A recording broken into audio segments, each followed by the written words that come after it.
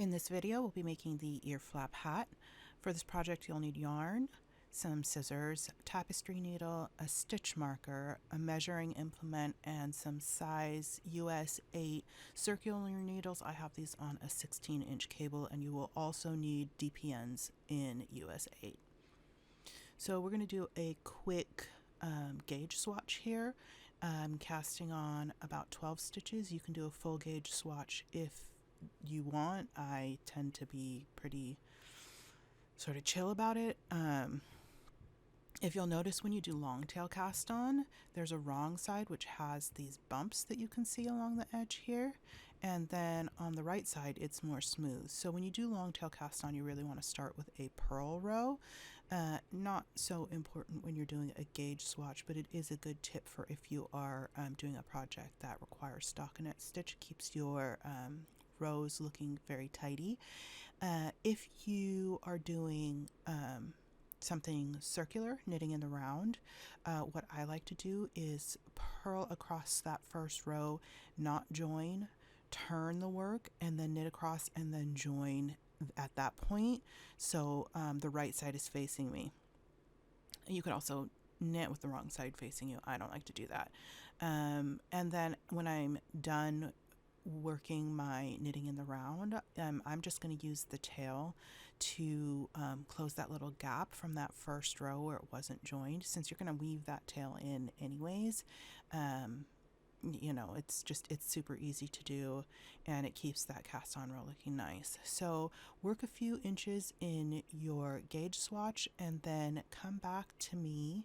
You can pause here and come back when you are satisfied with the size of your gauge swatch. So I'm just going to knit across this last row of my gauge swatch. I don't know why I like to end on a knit side row when I'm doing a gauge swatch. Habit, I guess. I am not going to bind off, and I think maybe that's why, because typically you would bind off on the right side, so it just feels like appropriate to end that way. So here you're going to want to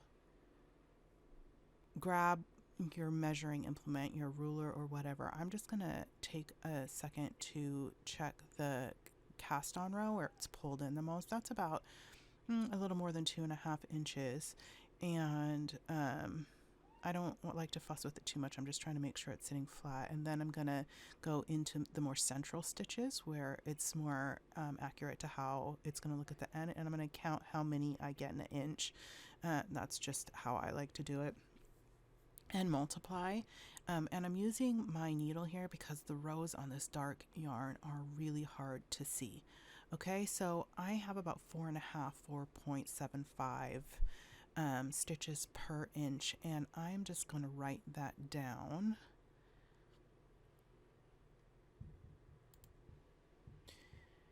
Inevitably, if I don't write it down, I will forget what the gauge was, but as soon as I write it down, I'll never look at it again. Nevertheless, I'm writing 4.5 stitches per inch, knowing that it's a little bit more than that.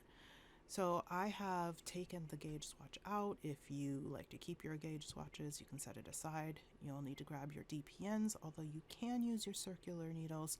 I would put the smallest cable that you have available onto your tips, but DPNs are certainly easier. So you're going to start by wrapping 6 loops around your hand, or if you'd like longer tassels, you can use a book or anything you want, really.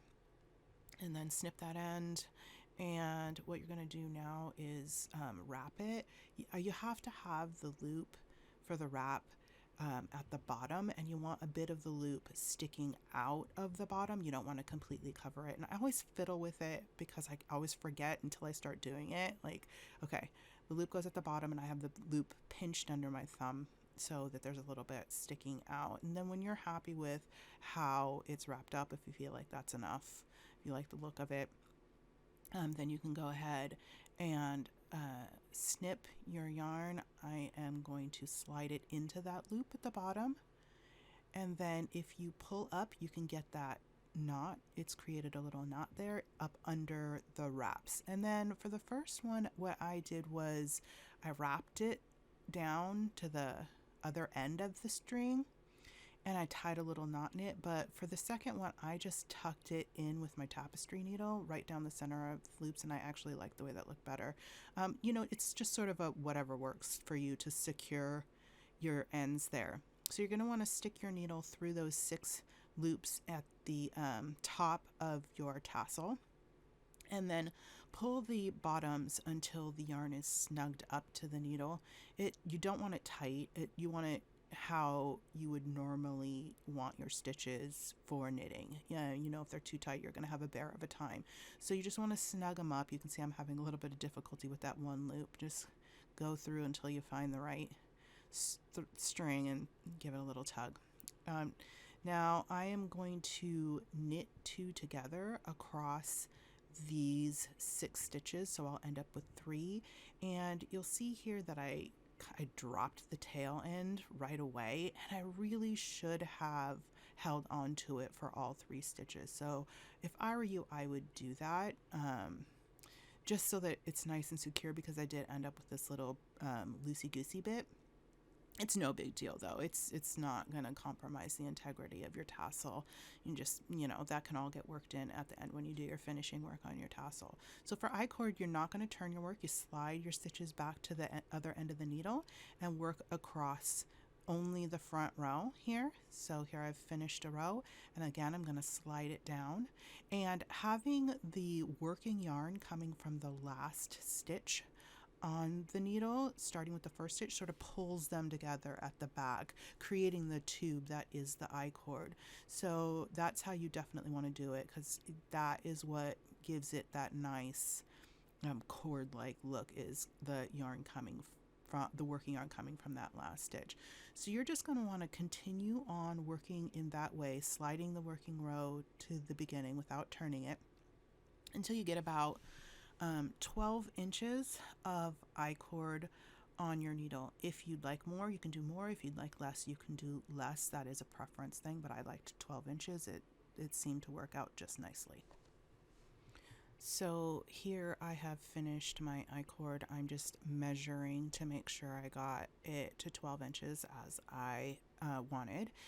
And now we're going to begin to work the ear flap. So now we're going to work a wrong side row. We're going to purl across the 3 stitches on our needle. And this is sort of, these first couple rows are just sort of setting up the foundation of the increases that we'll do. So you'll knit into the front and the back of the first and last stitch on this first increase only, and that's just because there's not enough stitches to do it on the second and second to last. So go ahead and purl across your wrong side row, as you will with every wrong side row, and then when you turn from now on to do your right side rows, you're going to knit 1 and then knit into the front and back.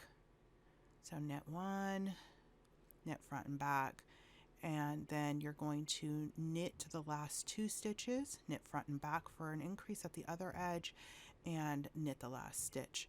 And so you're going to repeat these 2 rows, purling your wrong sides, and then on the right side, knit 1, knit front and back, knit to the last 2, knit front and back, and knit the last 1, until you have 19 stitches on your needle.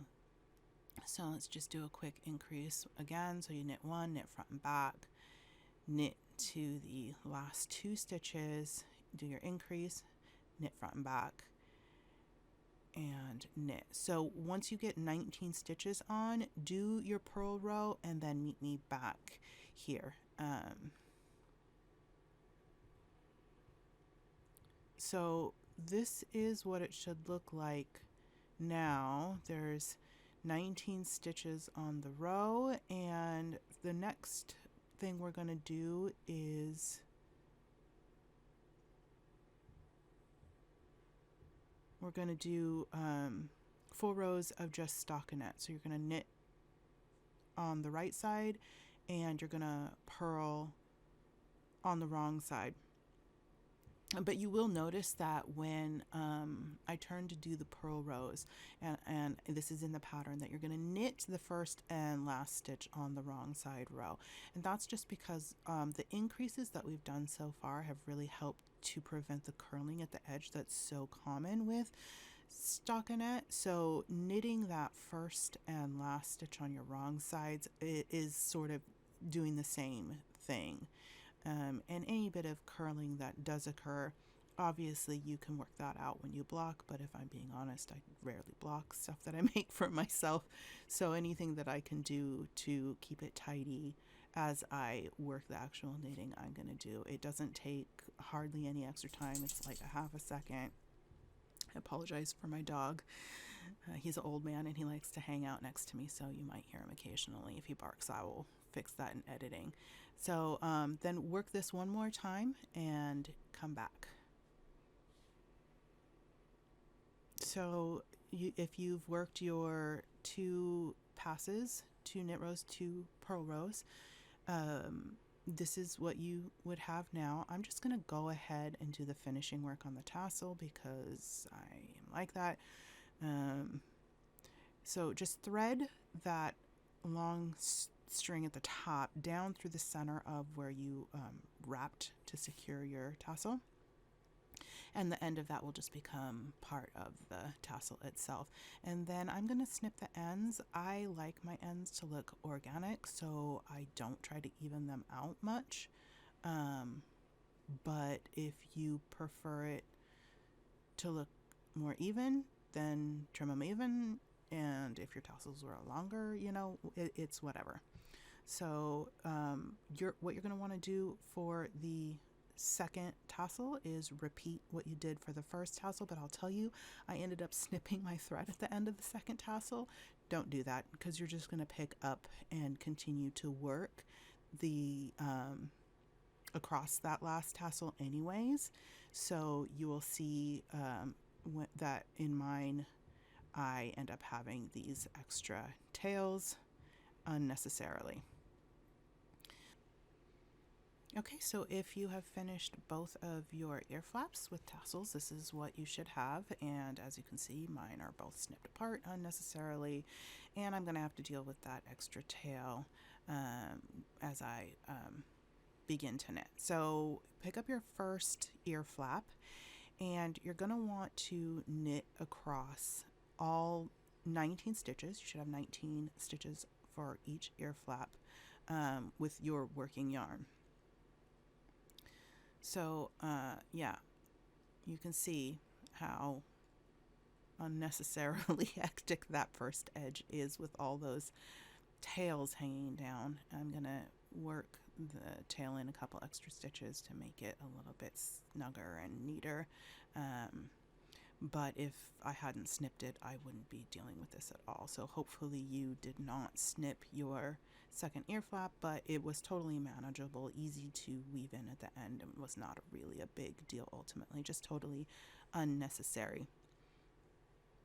So go ahead and knit across these 19 stitches, and then we're gonna cast on, and I'm gonna use like the thumb loop method. I'm sure that is not, sorry again about my tongue, I'm sure that's not the technical term, but I don't know what it is. It's just how I do it. It works really well, and it actually is a pretty nice and stretchy cast on. So I create a loop with my thumb and pull down, and I'm just going to do that for 21 stitches, giving me 40 total. And once I do the second ear flap, I will cast on another 21, and that will give me 80 altogether. So 19 stitches on the ear flap, cast on 21. And you might, if you're counting along, you might notice that I cast on a few extra stitches, and I did end up just popping them off. I calculated the math wrong, I think. I don't even know how I ended up, I think, doing 25, and I only needed 21. And part of that is because I want to do a 3x1 ribbing in the hat, and if I had done 25 on each side, it would have just made it too wide. Okay, so I'm just going to sort of check here and make sure that I haven't twisted anything. If you twist those stitches and continue to work your second ear flap, or you twist before you join to work in the round, it creates just a big mess. And it's not fixable. You just have to take everything out. So, not fixable that I know of. So if you know of a method for fixing twisted stitches when you join to work in the round, please comment below and help us all out. But as far as I know, there is not a method for fixing it when you've twisted your cast on stitches before joining to work in the round. It might end up being something like those infinity scarves. I'm not sure if that's how they do it, twist it. I can't remember. I haven't made one of those in years. But here I'm going to cast on the remaining 21 stitches, and then I'll be joining to work in the round. So I'm just going to continue to cast on the remaining stitches that I need to get to 80. Okay, so just make sure you check real carefully at this point to ensure that nothing is twisted along the way. I know it kind of looks like there's a twist there, but there's not. It's just very textured yarn. I was very, very, very cautious about this along the way. So you want to place your stitch marker for working in the round. I'm just trying to make sure that my working yarn is to the back before I join to work in the round. So you just continue by picking up the other end of your work and working around in a circle. It's literally that easy. This is going to be establishing our first row of patterns. You're going to knit 3. I'm just fiddling with it a lot here. I wasn't happy. I think maybe I'd gone through the underside of the stitch there, and that tail end I hadn't grabbed it. So here I'm just fiddling with everything to make sure I like how it looks. Replacing the stitch marker I dropped off when I was fiddling with everything, and moving stuff out of the way. And I'm going to just continue, and I'm going to make sure I'm working in the pattern. So this is knit 3 and purl 1.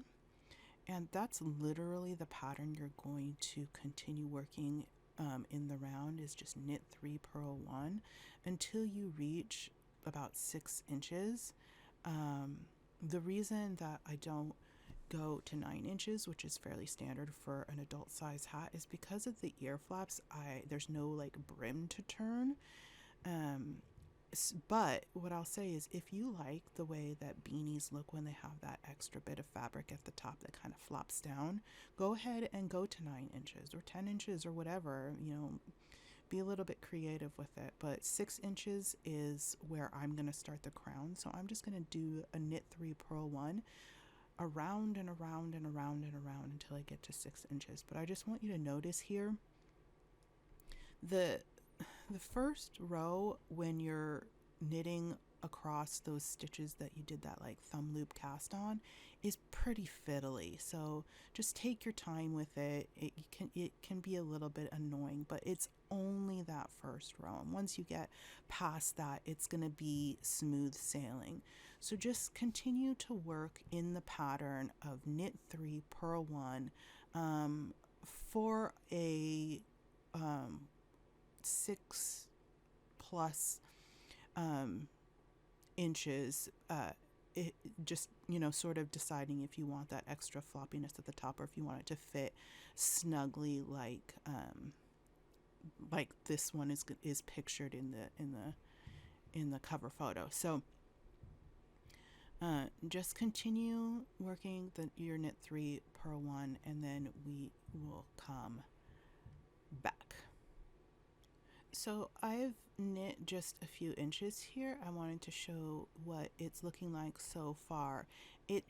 I love this pattern, but what I wanted to say is that if you wanted to have just a ribbing and then a standard stockinette cap the rest of the way up. You could stop the ribbing here. This is about 2.5 inches. You could do 2 inches, you could do 3 inches, you could do 4 inches, you can do whatever you want. If you wanted to do ribbing and then stockinette. So continue to work till 6 inches and then we'll meet back up again. So I've got to the length that I wanted, the 6 inches. I think it's looking great so far. Yeah, it's got great stretch, and I'm just gonna start working on the decreases. So I just have this way that I do it. It's multiples of 10. I've got 80 stitches here. So I'm going to decrease over every 8 stitches around. So what I'm going to do is I'm going to knit 6.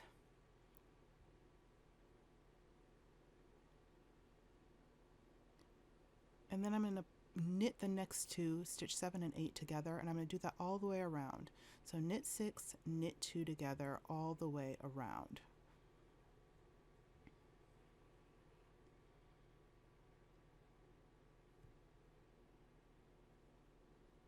So I'm going to let you continue on in that pattern, and then I'm going to have you come back to meet up with me once you've completed that first decrease row of knit 6, knit 2 together.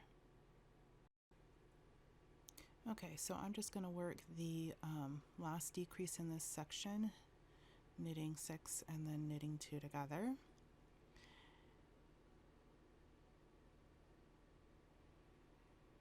And then I'm going to work a knit row all the way around.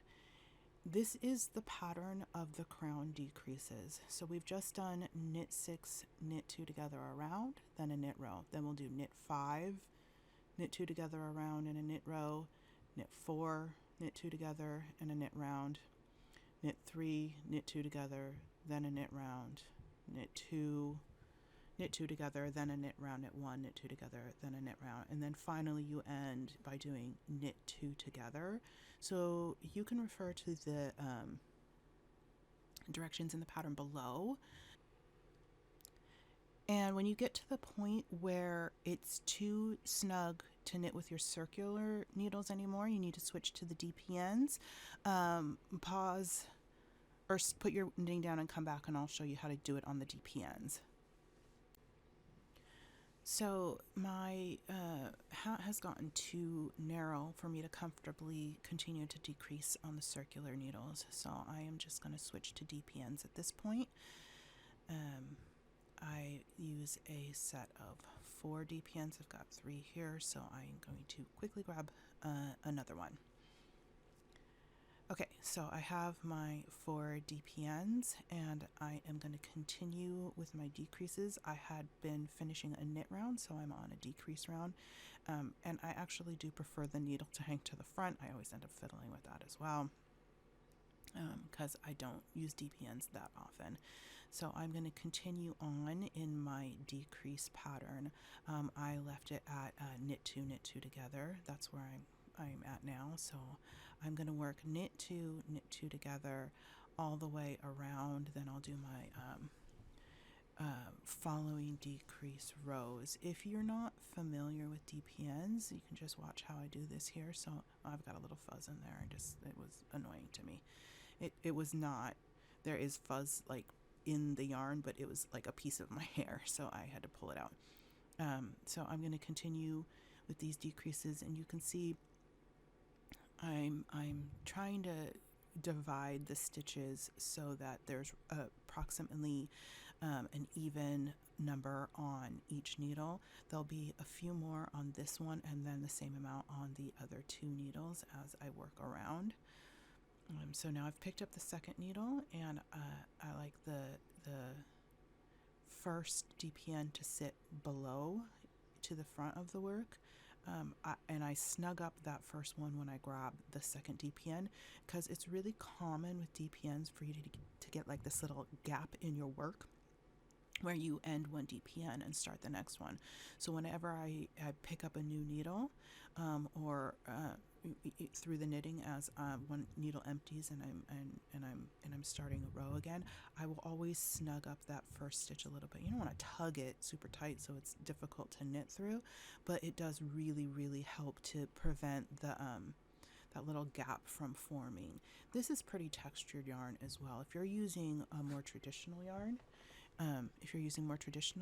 then it's probably going to be more noticeable, whereas this is sort of a thick and thin, and it's got a lot of fuzz because I plied it with brushed alpaca lace weight. It's a very forgiving yarn. It's black, hard to work with, but forgiving when there are things like that in the finished. And you'll see this first or the last stitch on the row here of the first decreases. Oh, that was a bear, and it just had to do with dealing with that little bit of a curve. So at this point I don't have a stitch marker anymore, and I really want to make sure that if I put my work down I remember where I am. So you can put like a crochet stitch marker at the top there. I don't have any nearby. I have some. I don't know where they are. I didn't want to take time to go look, but these clips that I used for sewing were right in front of me, so I'm just going to put it at the bottom where I see that the front of the row is, and then that way if I have to put my work down and come back to it later, I can just pick it up, follow that row up, and know where I need to start again. So continue just as you had been with your circular needles. I've just done a decrease row. I'm going to knit all the way around, and then I'm going to continue in my decreases until I get to knit 2 together. Okay, so I'm just actually going to finish up the last couple of my knit 2 togethers here, and if you don't want that little nub at the top of the hat, you can actually stop right here and thread the snip your yarn and thread a tapestry needle through all the stitches going around, and then pull it tight and then tuck it down into the hat and stabilize it. But if you want that little nub, what you're going to do is you're going to go ahead and work another knit row.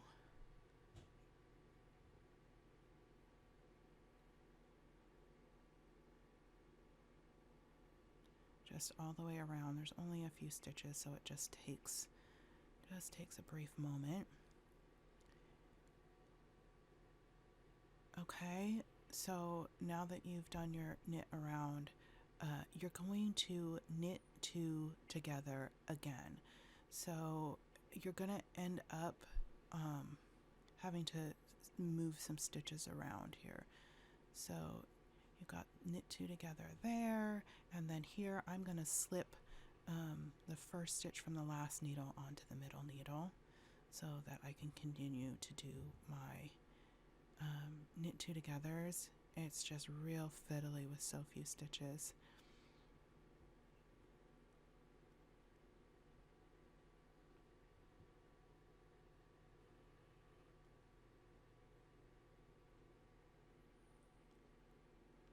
And then this is the last knit 2 together for that row. It leaves one needle on that stitch. I'm going to set that needle down, and I'm going to knit the 2 together on the first needle. Knit those 2 together, set that down, and then I'm going to do that again. And now we are back to where we were with the I-cord. If I can get this needle through, it's always that last one. It's just that curve, and trying to get 2 together, it's just fiddly and tight. Okay, so now here we are, 3 stitches on the row, and just like we did with the I-cord, we're going to slide it to the end and knit 1 I-cord row,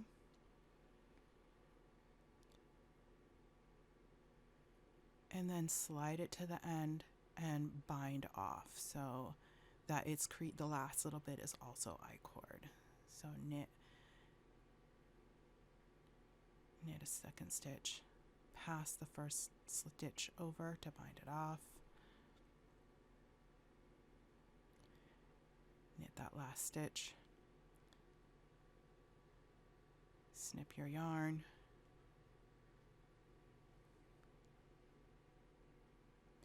and then pull the tail through the last stitch. Missed it. And you want to kind of be sure when you pull it through that you snug that knot up right against the little nub. I'm really sort of squeezing it down on there. And then I'm going to take the tail right down the center of the little nub, the little I-cord nub there, and pass it into the inside of the hat. You just kind of want to look on the edges to make sure you're actually going down the center and it's not poking up one of the sides of the I-cord. And then you can secure that tail on the inside of your hat. But you see that cute little nub. I just love it. I think it's I don't know. I think it's cute. It's different. I like it. Okay, so I'm gonna secure a little knot here. I don't know how necessary that is with wool, you know, especially really fuzzy wool like this, but it's just a habit of mine that with my hats, when I pull it through, I secure it with one knot. And now I'm gonna go through the top of a reverse stockinette stitch, and then through the bottom, sort of a zigzaggy thing. It keeps it from being as likely to come undone over time. So I've seen some people where they'll actually take like a felting needle and do a little felting there, but I don't. So yeah, this is the hat. And that part's all done. I think it looks really cute. And you just need to weave in these ends. Hopefully you don't have as many as me because you didn't snip that yarn. And once you have them all woven in, there you go. There's your hat. And if you did a longer hat for the floppy bit that some people like, then it'll be longer than this. It'll have a much more tubular appearance. But this is the 6-inch version. I hope you enjoyed it. If you have any questions, leave them in the comments below or email me through the contact form, and I will get back to you. Thanks and enjoy.